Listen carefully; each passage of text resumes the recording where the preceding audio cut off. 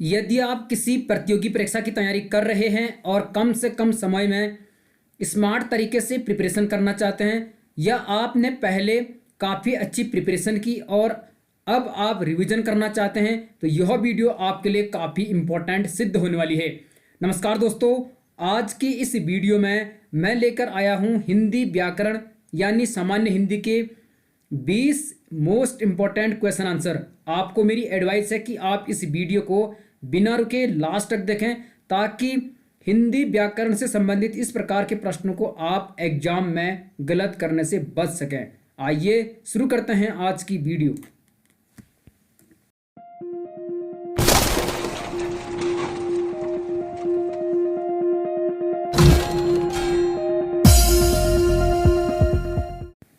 यह प्रश्न lecturer polytechnic screening exam 2012 के प्रश्न पत्र से संबंधित हैं। इस वीडियो में हम कुल 20 प्रश्न हल करेंगे जो कि सामान्य हिंदी यानी हिंदी व्याकरण से संबंधित हैं। आप वीडियो को लास्ट तक देखें, क्योंकि प्रीवियस ईयर के प्रश्न पत्रों को हल करने से काफ़ी बेनिफिट होता है। कई बार आयोग ज्यों के त्यों प्रश्नों को पूछता है। पहला प्रश्न यहाँ पर पूछा गया है, जहाँ जाना आसान हो के लिए एक शब्द है। इस प्रश्न का सही जवाब हो जाएगा ऑप्शन बी, सुगम। तो जहाँ जाना आसान हो, इसके लिए एक शब्द होगा सुगम। अनेक वाक्यों के लिए एक वाक्य, इस प्रकार के प्रश्न पूछे जाते हैं। आप ध्यान में रखिए और इस प्रकार के प्रश्न को प्रिपेयर कर लीजिए, ताकि आप एग्जाम में गलत ना कर सकें। आप वीडियो को पॉज करके खुद भी इन प्रश्नों का जवाब देने की कोशिश करिए और अपने आप को जांचें कि आप कितने सही कर पा रहे हैं। दूसरा प्रश्न है, शरीर में होने वाली पीड़ा के लिए एक उपयुक्त शब्द है। अर्थात शरीर में जो दर्द होता है उसके लिए एक उपयुक्त शब्द कौन सा है। इस प्रश्न का सही उत्तर है ऑप्शन ए, कष्ट। तो शरीर में होने वाली पीड़ा के लिए एक उपयुक्त शब्द है कष्ट। इस प्रकार इस प्रश्न का सही जवाब होगा ऑप्शन ए। ध्यान से वीडियो देखिए, काफ़ी इंटरेस्टिंग प्रश्न है और ऐसे प्रश्न बार बार पूछे जाते हैं। अगला प्रश्न, सुता शब्द में प्रत्यय है। ये भी काफ़ी इंपॉर्टेंट है। आपको ध्यान में रहना चाहिए कि प्रत्यय किसी शब्द के पीछे लगता है और उपसर्ग किसी शब्द के आगे लगता है। तो यहाँ पर पूछा गया है, सुता शब्द में प्रत्यय है। इस प्रश्न का सही जवाब है ऑप्शन बी, आ। तो सुता शब्द में आ प्रत्यय है और प्रत्यय के कई प्रकार होते हैं, तो इसमें कृत प्रत्यय का प्रयोग किया गया है। तो सुता शब्द में आप प्रत्यय है और यह कृत प्रत्यय है। ध्यान में रखिए, इन्हें आप हल करने की कोशिश करिए और उपसर्ग प्रत्यय से संबंधित प्रश्नों की प्रिपरेशन बारीकी से कर लीजिए। अगला प्रश्न है, निम्नलिखित में से किस शब्द में अधि उपसर्ग है। कई बार पूछा गया नहीं है, तो अधि उपसर्ग है इनमें से किस शब्द में। इस प्रश्न का सही उत्तर हो जाएगा ऑप्शन ए, आध्यात्म। तो आध्यात्म में अधि उपसर्ग है। इस प्रकार ऑप्शन ए इसका सही उत्तर है।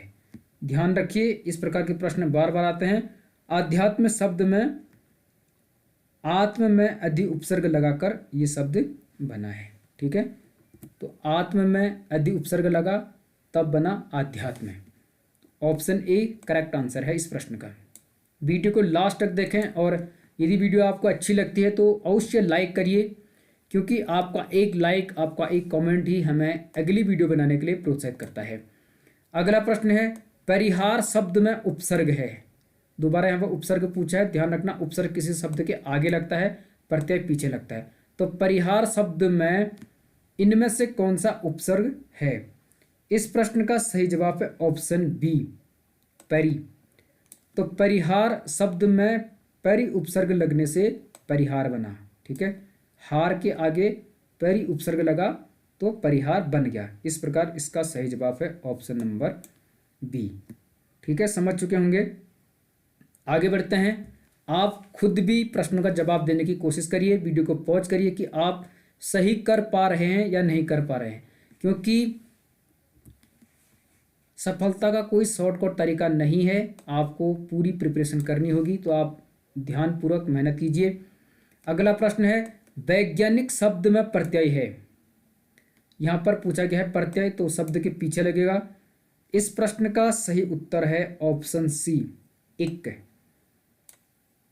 तो वैज्ञानिक शब्द में इक प्रत्यय लगा है, ऑप्शन सी इसका सही जवाब हो जाएगा। कई बार आयोग क्या करता है, ज्यों का त्यों प्रीवियस ईयर के प्रश्न पत्रों का निर्माण करता है। तो ध्यान में रखिए, प्रीवियस ईयर के प्रश्न पत्रों को बारीक से हल कर लेना चाहिए, इनसे काफ़ी हेल्प मिलती है और कम से कम समय में अच्छी तैयारी हो जाती है। अगला प्रश्न यहाँ पूछा गया है निम्नलिखित में रविवार के लिए प्रयुक्त तत्सम शब्द है।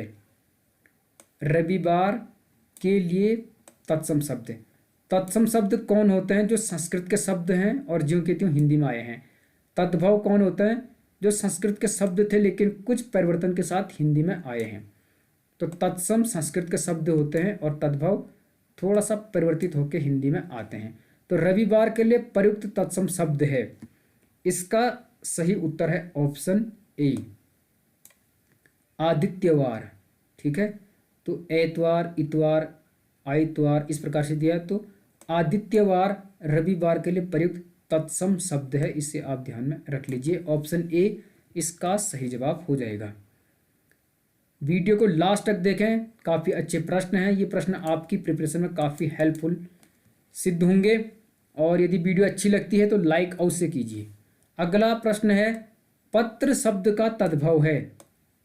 पत्र शब्द का तद्भव, तो पत्र शब्द क्या है, तत्सम है, इसका तद्भव क्या होगा। तद्भव कौन शब्द होते हैं, जो संस्कृत के थे लेकिन कुछ परिवर्तन के साथ हिंदी में आए। तत्सम कौन होते हैं, जो संस्कृत के थे और ज्यों के त्यों हिंदी में प्रयुक्त हो रहे हैं। तो पत्र शब्द का तद्भव क्या होगा, ये आपको बताना है। इसका सही जवाब है ऑप्शन सी, पत्ता। ठीक है, तो पत्र शब्द का तद्भव है पत्ता। ध्यान में रखना, ये प्रश्न भी पूछा जा सकता है। आप तत्सम, तद्भव, प्रत्यय, उपसर्ग, समास, संधि और वन वर्ड सब्स्टिट्यूशन यानी अनेक वाक्यों के लिए एक वाक्य, इस प्रकार के प्रश्न की तैयारी कर लीजिए। पर्यायवाची, विलोम सब देख लीजिए। वर्तमान की दृष्टि से कौन सा शब्द शुद्ध है। वर्तनी, माफ कीजिए मैंने वर्तमान बोला। वर्तनी की दृष्टि से कौन सा शब्द शुद्ध है, इनमें से जो चार दिए हैं तो कौन सी वर्तनी के हिसाब से शुद्ध है। इसका सही जवाब है ऑप्शन सी, व्यावहारिक। तो व्यावहारिक शब्द वर्तनी की दृष्टि से क्या है, शुद्ध है। बाकी अनुपस्थित गलत है, आधीन गलत है, दृश्यनीय ये भी गलत है। तो व्यावहारिक सही है, तो ऑप्शन सी इसका सही जवाब हो जाएगा। इस प्रकार के शुद्ध अशुद्ध शब्दों की यानी वर्तनी से संबंधित शब्दों को भी आप तैयार कर लीजिए। अगला प्रश्न यहाँ पर पूछा गया है निम्नलिखित में से शुद्ध वाक्य है, इनमें से करेक्ट सेंटेंस कौन है जिसमें किसी प्रकार की त्रुटि नहीं है।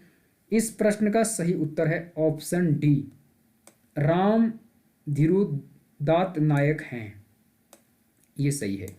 राम धीरोदात्त नायक हैं, ये सही होगा। बाकी ये तीन क्या हैं, गलत हैं, इनमें कुछ न कुछ फॉल्ट है। तो ऑप्शन डी सही है। आप चारों विकल्पों को ध्यान से पढ़िए, आप खुद समझ जाओगे कि इनमें क्या फॉल्ट है या क्या दिक्कत है। अगला प्रश्न, निम्नलिखित में अशुद्ध वाक्य कौन सा है, जो इनकरेक्ट है, अशुद्ध है वो कौन सा है इनमें से, वो हमें ढूंढना है। इसका सही उत्तर हो जाएगा ऑप्शन ए, ये अशुद्ध है। वो अपनी विवाहिता पत्नी के साथ जा रहा है, ये गलत है। बाकी राम अपनी बहन के साथ विश्वविद्यालय गया, सही है। सीता राम के साथ वन गई, ये भी सही है। मोहन अपने मित्र के साथ खेल रहा है, ये भी सही है। ए वाला गलत है, तो इसका जवाब यही हो जाएगा। ठीक है, तो ध्यान में रखिए और बारीक से प्रश्न को हल करिए। वीडियो अच्छी लगी तो लाइक करो, चैनल को सब्सक्राइब कर लो यदि अभी तक आपने नहीं किया है, और कमेंट करो कि वीडियो आपको कैसी लगी। अगला प्रश्न है पथभ्रष्ट में कौन सा समास है।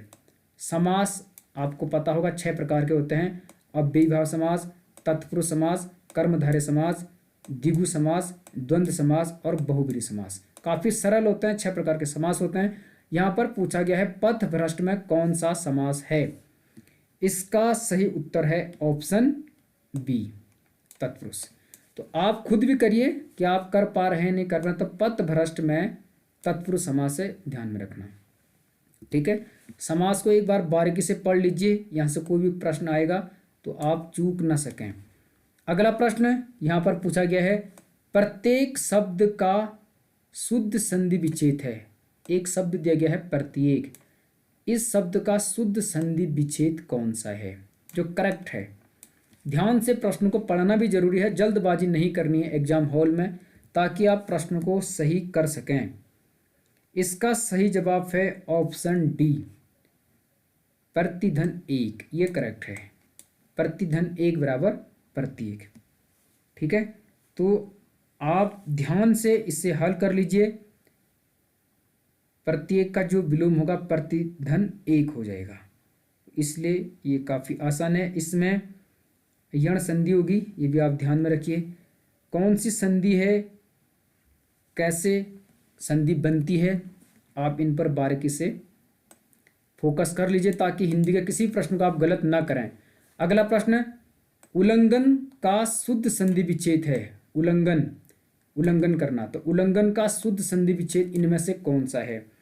इसका सही उत्तर है ऑप्शन ए, उत्धन लंघन, ये सही हो जाएगा, बाकी गलत है। उत्धन लंघन, उल्लंघन, और इसमें है व्यंजन संधि। उल्लंघन शब्द में क्या है, व्यंजन संधि है, और विच्छेद होगा उत्धन लंघन। तो ध्यान में रखिए, स्वर संधि, व्यंजन संधि, विसर्ग संधि, 3 संधि होते हैं और स्वर संधि के 5 भेद होते हैं। ये भी आप ध्यान में रख लीजिए और उन्हें बारीकी से हल कर लीजिए, क्योंकि यहाँ से प्रश्न आ सकता है। अगला प्रश्न यहाँ पर पूछा गया है, थोथा चना बाजे घना का अर्थ है। एक मुहावरा है, थोथा चना बाजे घना का अर्थ है। इसमें मीनिंग इसकी पूछी गई है। इसका सही उत्तर हो जाएगा ऑप्शन नंबर बी। आप खुद भी करें, बी सही होगा। मूर्ख व्यक्ति बढ़ चढ़कर ज्ञान का प्रदर्शन करता है। तो मूर्ख व्यक्ति बढ़ चढ़कर ज्ञान का प्रदर्शन करता है, इसे मुहावरे की भाषा में कहेंगे थोथा चना बाजे घना। ध्यान में रखिए, मुहावरे लोकोक्तियाँ ये हिंदी में पूछी जाती हैं। आप इनकी प्रिपरेशन कर लीजिए, एक बार बारीक से बारीक अध्ययन करिए, सफलता आपको अवश्य मिलेगी। अगला प्रश्न है, अंधे को अंधेरे में दूर की सूझी का अर्थ है। क्या पूछा गया है, अंधे को अंधेरे में दूर की सूझी का अर्थ। इसका सही जवाब हो जाएगा ऑप्शन बी। ठीक है, कभी कभी मूर्ख भी बुद्धिमत्तापूर्ण बातें कह देते हैं। तो कभी कभी मूर्ख भी अच्छी बातें कह देते हैं, इसको मुहावरे की भाषा में कहेंगे अंधे को अंधेरे में दूर की सूझी।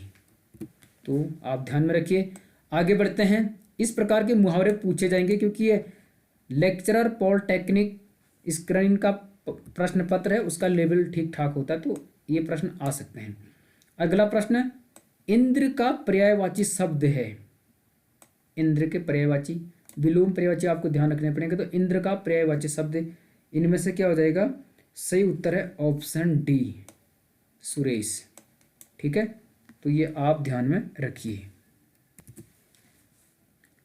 अगला प्रश्न यहां पर पूछा गया है, रात का पर्यायवाची है। रात का पर्यायवाची, पर्यायवाची विलोम आप ध्यान में रख लीजिए। इसका सही उत्तर है ऑप्शन सी, रात्रि। काफी सरल है, तो रात का पर्यायवाची क्या हो जाएगा, रात्रि। ये आसानी से हल किया जा सकता है। इस प्रकार के प्रश्न बार बार पूछे जाते हैं। अगला प्रश्न, उपकार का विलोमार्थक शब्द है। विलोमार्थक का मतलब विलोम यानी अपोजिट। तो उपकार का विलोम क्या होगा, यहाँ पर ये पूछा गया है। सही जवाब होगा ऑप्शन बी, अपकार। तो उपकार का विलोम क्या होता है, अपकार होता है। ध्यान में रखिए, बी इसका सही जवाब है। अगला प्रश्न, लास्ट प्रश्न है, यहाँ पर पूछा गया है, आवृष्टि शब्द का विलोम है। आवृष्टि शब्द का विलोम, थोड़ा सा हट के प्रश्न है। सही उत्तर हो जाएगा ऑप्शन सी, अनावृष्टि। ठीक है, तो आवृष्टि का अपोजिट यानी विलोम हो जाएगा अनावृष्टि। ध्यान में रखिए, ऑप्शन सी इस प्रश्न का सही जवाब है।